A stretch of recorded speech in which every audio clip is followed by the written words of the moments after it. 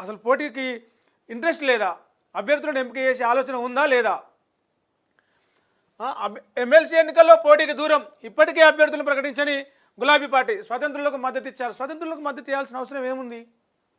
మీకు బలం ఉంది. సరే, మా తప్పైంది. వరంగల్ మీటింగ్లో కావచ్చు, హన్మకొండ మీటింగ్లో కావచ్చు, కరీంనగర్ మీటింగ్లో కావచ్చు, అప్పుడు జరిగిన ర్యాలీలలో కావచ్చు, కేటీఆర్ స్వయంగా మాట్లాడిండు జనాలతోటి, యూత్ తోటి మాట్లాడిండు. యూత్కి ఆత్మీయ సమావేశాలు పెట్టి కూడా మాట్లాడిండు. ఏమని? మేము కొన్ని పొరపాట్లు చేసినాం, యువతని, నిరుద్యోగులని, ఉద్యోగులని కొంత పట్టించుకోలేదు, అది మా తప్పు. అంటే మేము అర్థం చేసుకుంటారులే, చదువుకున్న వాళ్ళు అర్థం చేసుకుంటారులే అనుకున్నాం. కానీ వాళ్ళు మా మీద కోపంగా ఉండి మాకు వ్యతిరేకంగా తీర్పు ఇచ్చినారు, వ్యతిరేకంగా మాకు ఫలితం వచ్చింది, కొంత ఆగ్రహానికి గురైనామని చెప్పేసి కేటీఆర్ పలు సందర్భాల్లో మాట్లాడినది మనకు తెలుసు. అయితే తప్పును తెలుసుకున్న తర్వాత కూడా మళ్ళీ దాన్ని జనాలకు రీచ్ చేసిన తర్వాత కూడా మరి ఎందుకు ఎమ్మెల్సీ ఎన్నికల్లో పోటీకి దూరం అవుతున్నారు? మొన్నటి తిన్మార్ మల్లన్న వర్సెస్ రాకేష్ రెడ్డి జరిగిన ఎమ్మెల్సీ ఫైట్లా చాలా బీఆర్ఎస్ ఓటమి పాలైంది. తిన్మార్ మల్లన్న గెలిచిండు. అంటే అక్కడ ఓడిపోయింది. ఇప్పుడు పరిస్థితులు కూడా అంటే సోషల్ మీడియాలో వస్తున్న వార్తలు అన్నీ కూడా సోషల్ మీడియాలో బీఆర్ఎస్ పార్టీకి వస్తున్న హైప్ అంతా కూడా ఉత్తదేనా? ఎందుకు ఎమ్మెల్సీ ఎన్నికల పోటీకి దూరంగా ఉంటుంది, సైలెంట్గా ఉంటుంది? ఇప్పటివరకు ఏం ప్రకటన ఎందుకు చేయలేదు? అంటే అటు గ్రాడ్యుయేట్లు కావచ్చు, ఇటు ఉపాధ్యాయ ఎమ్మెల్సీలకు సంబంధించి ఓట్లు పడేయని వెనకడుగు వేస్తూ ఉన్నారా? రాష్ట్రంలో 3 ఎమ్మెల్సీ స్థానాలకు ఎన్నికలకు ఎలక్షన్ కమిషన్ షెడ్యూల్ ప్రకటించింది సంగతి తెలిసిందే. ఈ నేపథ్యంలో బీజేపీ ఇప్పటికే దాదాపు అభ్యర్థుల ఖరారు కూడా చేస్తుంది. బీజేపీ పార్టీ అసలు తెలంగాణలో బీజేపీ పార్టీ ఎక్కడిది అనుకున్న స్థాయిలోంచి అసలు అన్ని పార్టీల కన్నా ముందే అభ్యర్థులను రెడీ చేసి ప్రకటించేందుకు కూడా బీజేపీ పార్టీ రెడీ అయిపోతున్నది. బీఆర్ఎస్తో పోల్చుకుంటే బీజేపీ తెలంగాణలో ఎంత పర్సెంట్ ఉందో ప్రత్యేకంగా చెప్పాల్సిన అవసరం లేదు.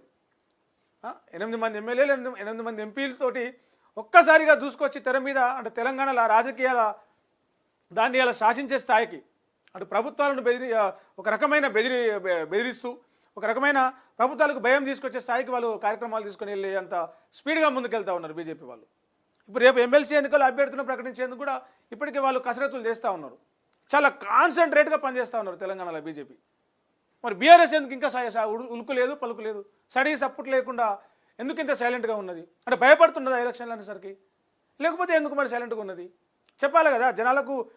మేము కూడా ఎన్నికల పోటీలో ఉంటాం, మేము కూడా ప్రజల ఇప్పుడున్న వ్యతిరేకతను మేము ఇది చేసుకుంటాం, ప్రజలను ఓన్ చేసుకుంటాం, సిచ్యువేషన్ ఓన్ చేసుకొని ప్రభుత్వానికి వ్యతిరేకంగా పోరాడతాం, ఎమ్మెల్సీ ఎన్నికల పోటీలో ఉన్నామని చెప్పాలి కదా. అటు కాంగ్రెస్ ఒకవైపు ప్రకటనలు చేస్తూ ఉంటుంది ఎమ్మెల్సీ ఎన్నికలకు సంబంధించి, మేము అభ్యర్థులను ప్రకటిస్తున్నామని చెప్పేసి ఒక రకమైన వాతావరణం క్రియేట్ చేస్తూ ఉంటుంది.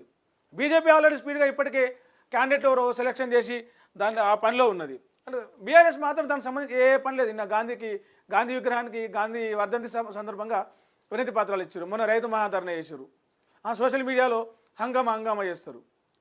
గ్రౌండ్కి వచ్చేసరికి మరి ఎందుకు సైలెంట్గా ఉన్నారు? బీఆర్ఎస్ పార్టీలో ఎలాంటి స్పందన కనపడలేదు. ఎమ్మెల్సీ ఎన్నికల్లో పోటీకి బీఆర్ఎస్ వెనుకడుగు వేస్తుందని తెలుస్తుంది. ఆ పార్టీ నాయకులు ఎవరు పోటీ చేసేందుకు పెద్దగా ఆసక్తి చూపడం లేదని తెలుస్తుంది. నిజంగా క్యాండిడేట్ దొరకట్లేదా? అంటే వాళ్ళు ఎవరు పోటీ చేసేందుకు ముందుకు రావట్లేదా? లేక అసలు పార్టీకే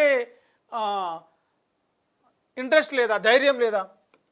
స్వతంత్రులకు మద్దతు ఇవ్వాలని భావిస్తుంది. నిజామాబాద్, కరీంనగర్, మెదక్, ఆదిలాబాద్ ఉపాధ్యాయ గ్రాడ్యుయేట్ స్థానాలకు, వరంగల్, ఖమ్మం, నల్గొండ టీచర్ స్థానాలకు నోటిఫికేషన్ వెలువడింది. ఫిబ్రవరి 27న పోలింగ్. అంటే కరెక్ట్గా ఇలా 31 అంటే కరెక్ట్ 26 రోజులు. 3 తారీఖు నాడు చేయాలి, దాన్ని ఏమంటారు, నామినేషన్ వేయాలి. 2023 అసెంబ్లీ ఎన్నికల్లో బీఆర్ఎస్ అధికారం కోల్పోయింది. కేవలం 39 స్థానాలకే పరిమితమైంది. ఆ తర్వాత కంటోన్మెంట్ ఉప ఎన్నికల్లో ఆ సీటు కూడా పోయింది. 38 మంది ఎమ్మెల్యేల ఒక సీటు పోతే 38 మంది ఎమ్మెల్యేల 10 మంది పోగా కాంగ్రెస్ పార్టీలో పోయారు. లోక్సభల ఫలితం అంతా 0 వచ్చింది. అంటే ఈ ఎన్నికల ఫలితాలను చూసుకొని భయపడి వెనకడుగు వేస్తూ ఉందా? అంటే మీరే అంటారు కదా, ఓట్లు సీట్లతోటి ఎన్నికల ఫలితాలతోటి మేము పోల్చుకోము, మేము తెలంగాణ కోసం పనిచేస్తాం, తెలంగాణ హక్కుల కోసం, తెలంగాణ ప్రజల కోసం పనిచేస్తాం, తెలంగాణ గడ్డ కోసం పనిచేస్తామని. అంటే ఎన్నికల్లో ఓడిపోయినంత మాత్రాన మళ్ళీ ఎన్నికలకు ఈ ఎమ్మెల్సీ దీనికి సంబంధించిన ఈ పోటీకి దూరంగా ఉండబోతున్నారా? దీనికి సంబంధించి మాట్లాడాల్సిన బాధ్యత బీఆర్ఎస్ పార్టీ మీద ఉంది. దానికి సంబంధించిన పార్టీ చీఫ్ కావచ్చు, కేసీఆర్ కావచ్చు, ప్రెసిడెంట్ కేటీఆర్ కావచ్చు, దీని మీద స్పందించి అసలు పోటీలో ఉంటారా